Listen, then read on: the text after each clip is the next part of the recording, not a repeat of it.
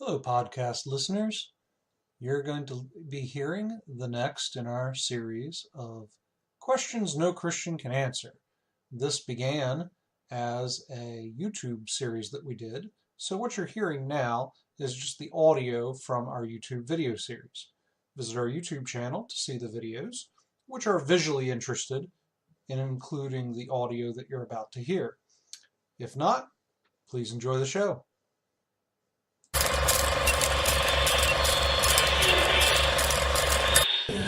Okay, we are live.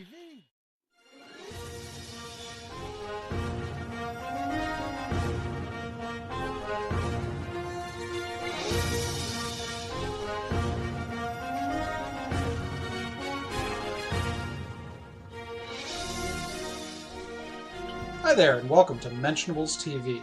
Today is part 3 of our 15-part series answering questions that no Christian can answer.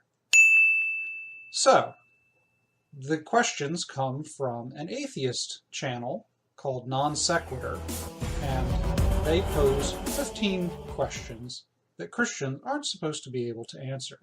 This is today's question.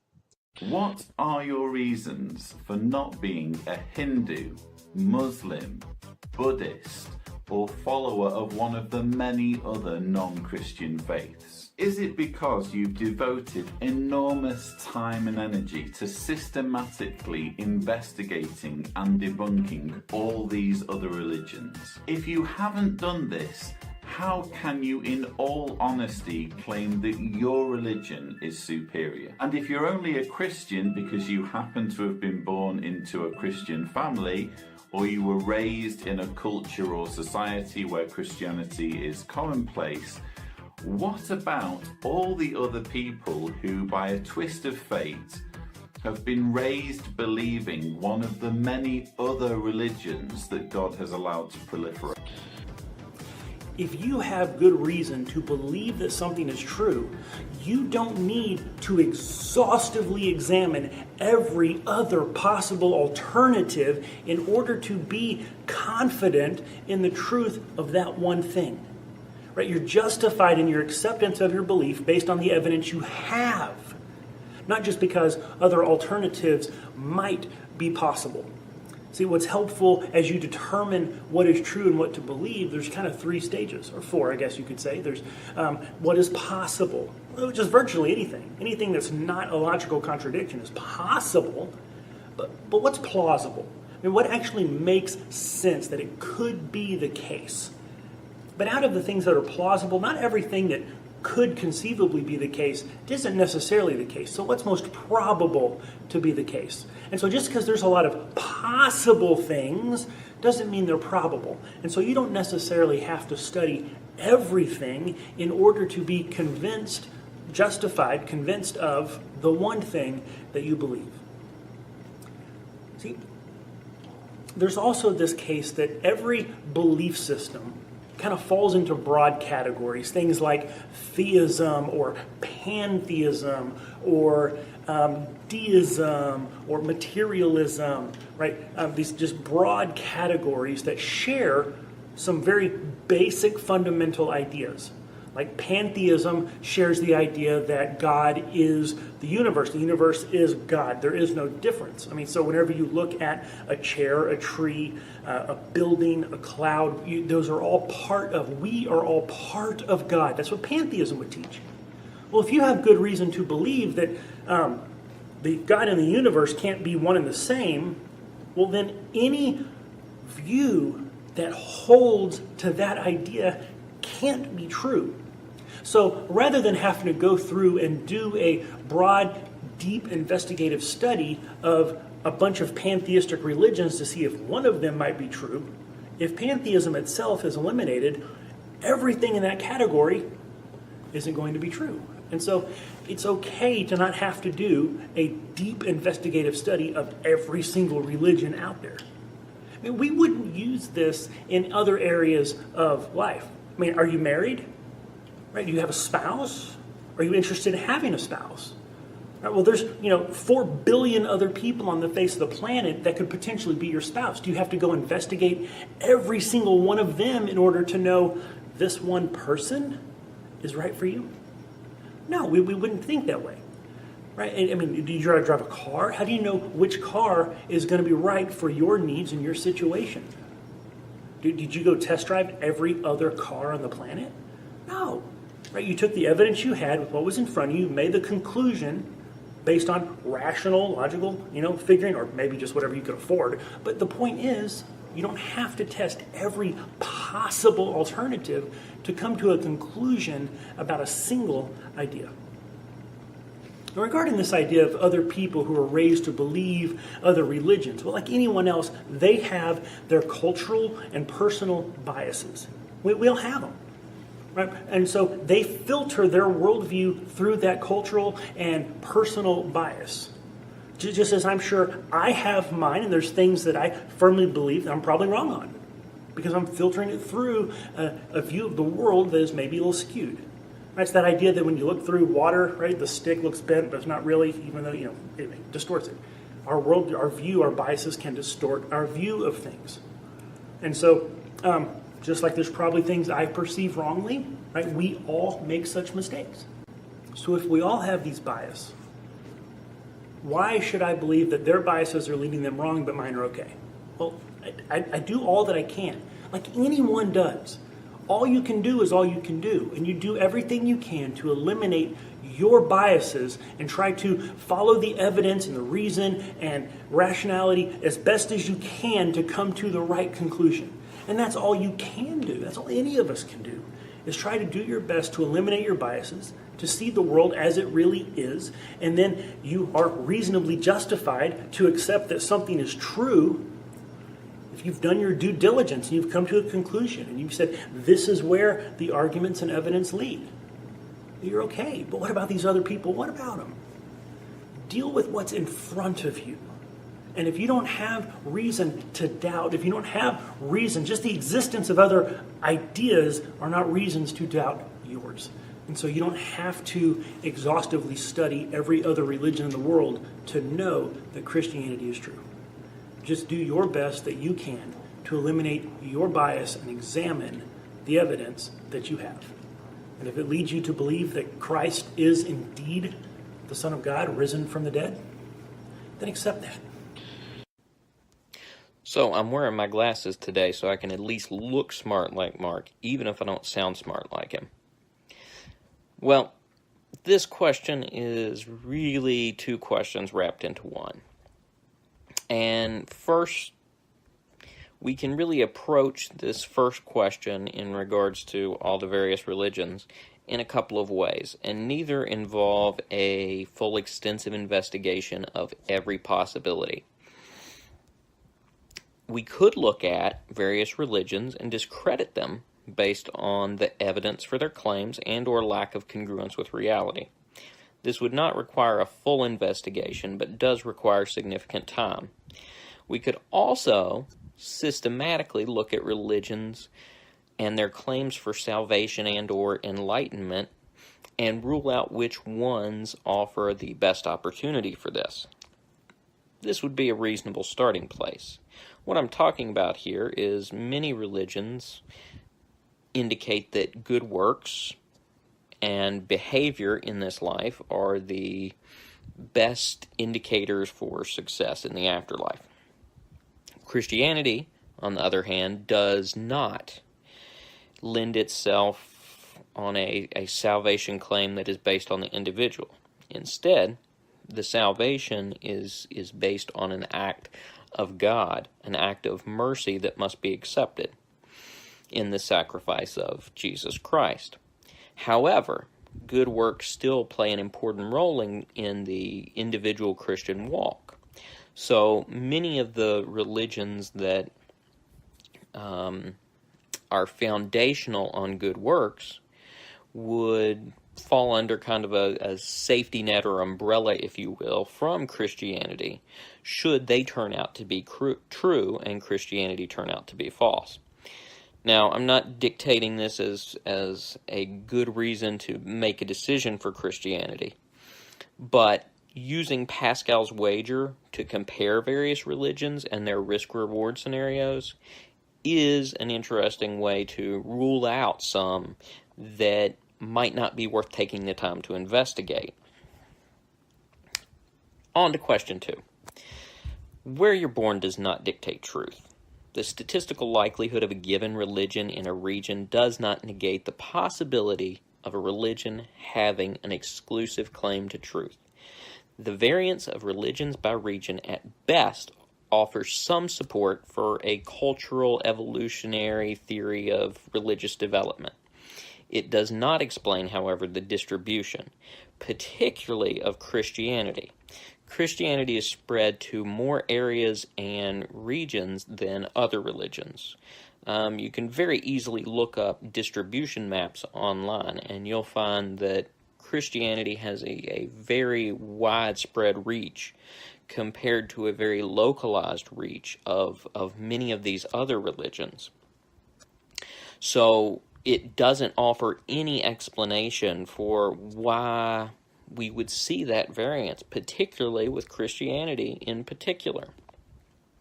So, but that completely aside, still, just because of where you're born in a region, that does not dictate what religion you will eventually become.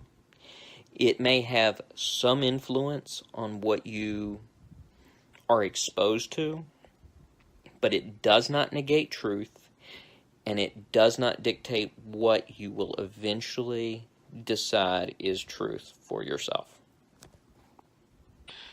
So this guy clearly cheated. He was given the opportunity to come up with one question that Christians can't answer, but he gives 4. So first question, why am I a Christian and not some other religion? I'm a Christian because it's true. If Christianity is true, then other worldviews that contradict it can't also be true. Question number 2, have I gone through and systematically debunked every other world religion? That's some atheist talk right there. See, atheism is the statement that God doesn't exist. So atheism has to go through and debunk all views that God might exist, and then once those are debunked, atheism becomes true by default. It's a negative worldview. It doesn't have any evidence to support it, it just has evidence against contrary worldviews. Christianity isn't like that. Christianity is a positive worldview. It's a model for reality built from evidence. And if the model fits the evidence, then it's true. And anything that contradicts that model doesn't support all the evidence. So, think of Copernicus. Here Copernicus says that the sun does not orbit the Earth. Rather, the Earth orbits the sun. So he builds this model of a heliocentric universe. Then he builds evidence, and he proves the model through evidence. He doesn't have to go through and debunk the geocentric model of the universe. By building the heliocentric, he automatically debunks the geocentric. Same thing's true with Christianity. Once I've proven a model of Christianity that works and supported it by evidence, then it debunks the other world religions because it's true. Third question, if I haven't done this, then how do I know that Christianity is superior? Christianity is superior because it's true. I've shown Christianity using evidence, and that proves that it's a superior model because it actually fits the evidence. So this last question is probably the most substantial, but certainly not unique. You see this objection coming from atheists quite a bit, which basically asks, if you were born in a different culture, wouldn't you be that culture's religion? So, you only believe in Christianity because you were born in a Christian culture. Well, maybe so, but the way in which you come to believe something doesn't determine whether that thing was right or wrong. This is called the genetic fallacy. The genetic fallacy basically states that if you come to believe something through dubious means, then that thing must be false. No. If I come to believe that the Earth orbits the sun because my babysitter told me, and my babysitter doesn't even have a high school degree, what she told me is still true.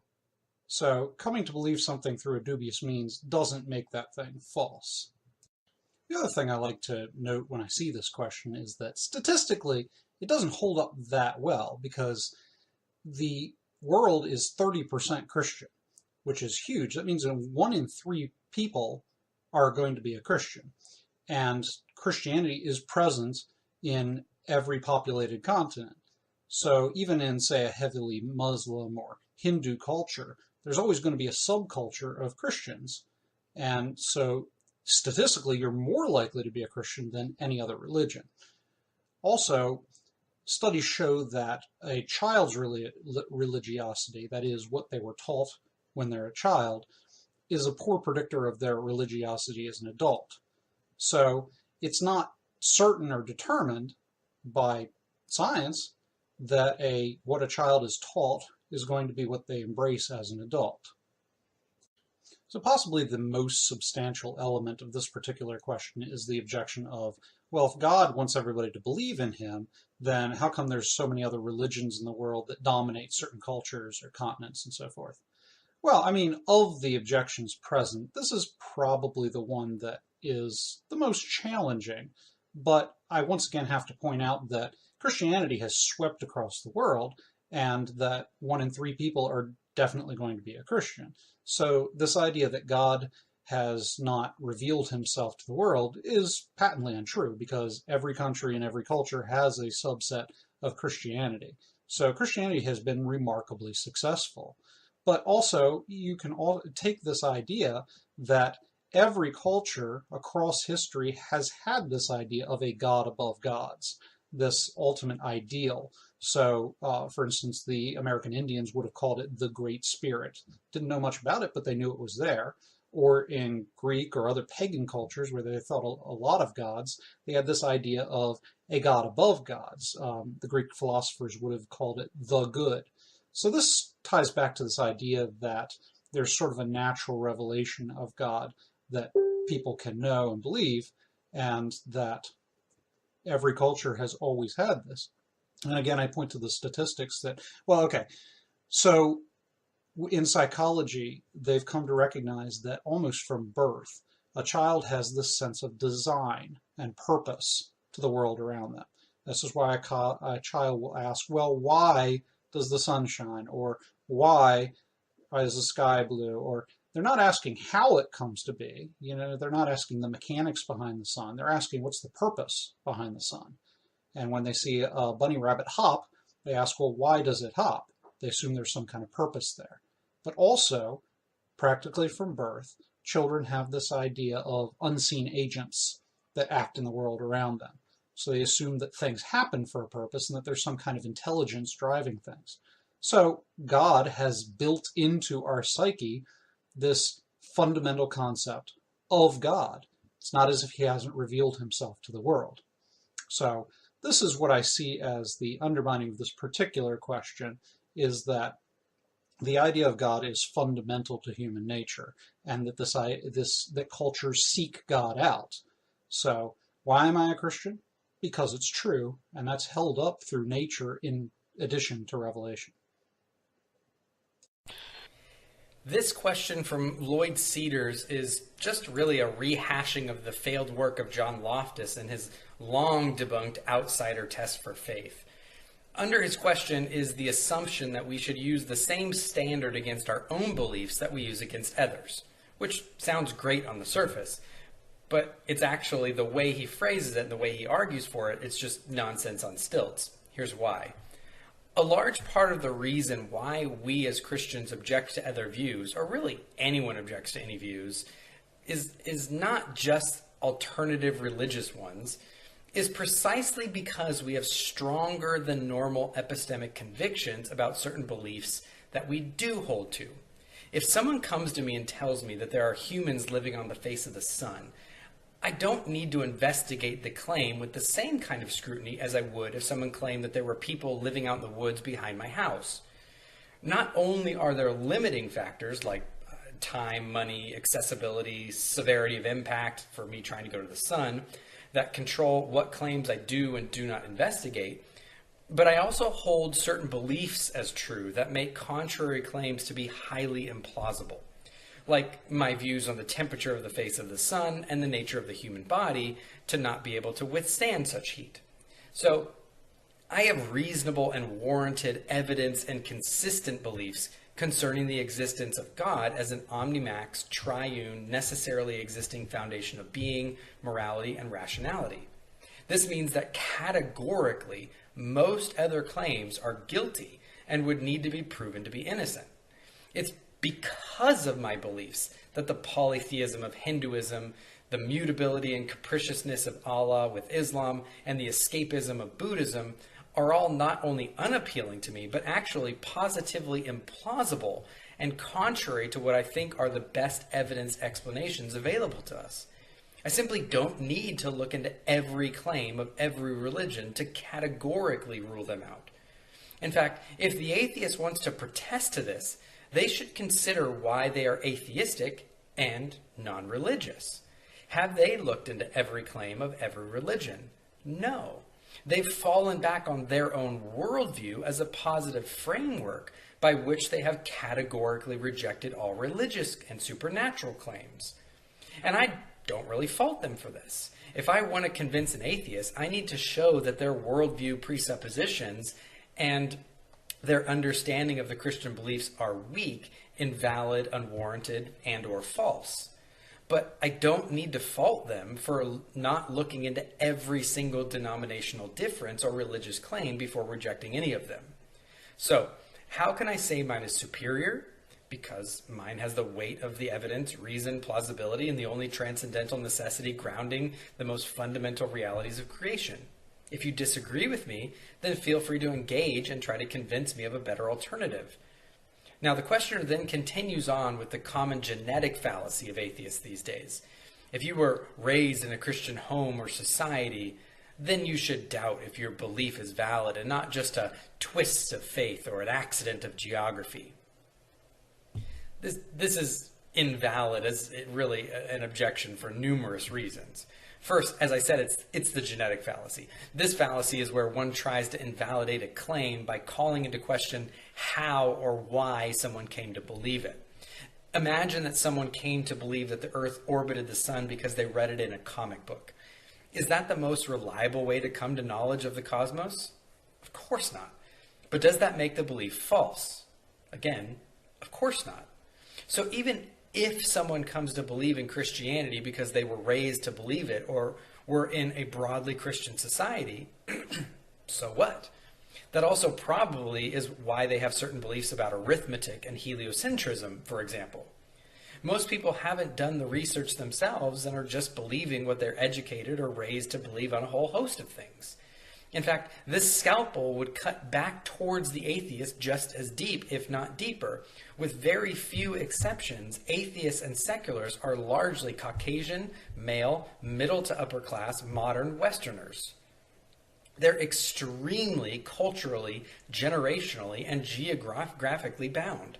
Whereas Christians span every culture, every demographic, every ethnicity, every socioeconomic class, and span millennia. So really, it is the atheist who is probably only won by a random twist of fate and geographical accident, if that's going to be a valid argument. And I say this as someone who was not raised as a Christian or in a Christian home, and the area that I lived in was not Christian at all. So not only does this objection rely on a genetic fallacy, and it's reflectively destructive back onto itself, but it also has nothing to do with me and my upbringing. So it doesn't really affect me whatsoever. And the same is true for probably more Christians who have converted as adults worldwide over the millennia than there have been atheists in the entire history of the human race.